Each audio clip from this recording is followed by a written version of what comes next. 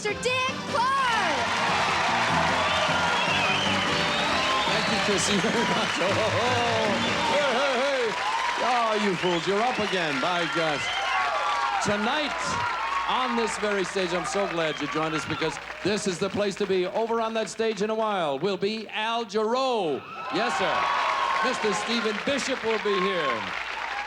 In the conversation area, we're going to let you interrogate Mr. Michael McDonald tonight. You may ask him anything that your little heart desires. In the comedy department, Jason Chase, and ladies and gentlemen, to open Nighttime, here's Kip Addotta. Thank you. Thank you very much. You commit to the joke. You go through the joke. Ladies and gentlemen, please repeat after me. You commit to the joke. You go through the joke. Now, why do I bring this up? I bring this up for the people out there who are incapable of telling jokes themselves.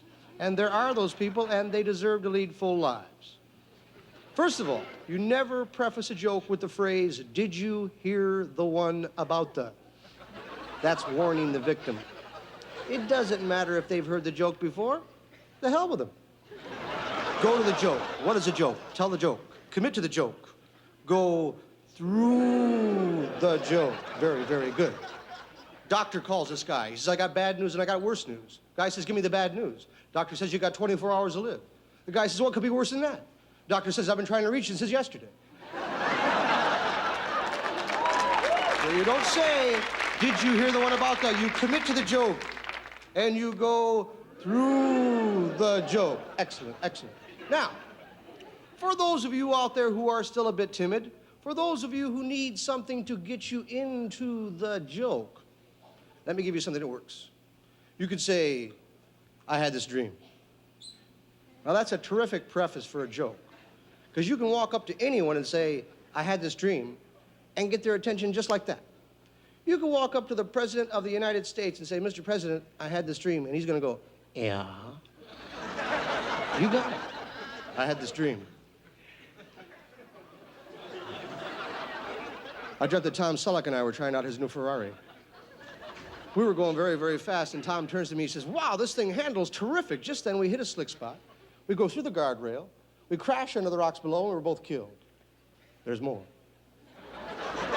Next thing you know, we're up in heaven. St. Peter comes to the gate and he says, "Tom Selleck." Right through that door. And this huge door opens slowly, and beyond the doorway I see the ugliest woman I have ever laid eyes on. She was very skinny, but you could tell she hadn't always been because she had a lot of extra skin hanging in folds from her body. She had warts on her nose you could hang your coat on, and hairs growing from them.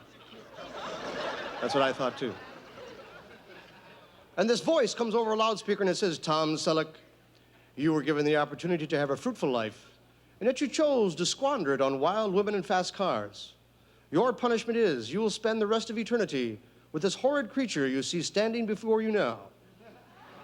And the door closed.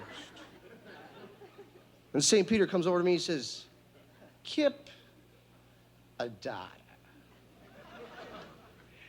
Right through that door. And this huge door opens slowly, and beyond the doorway I see Bo Derek. And this voice comes over a loudspeaker and it says, "Bo."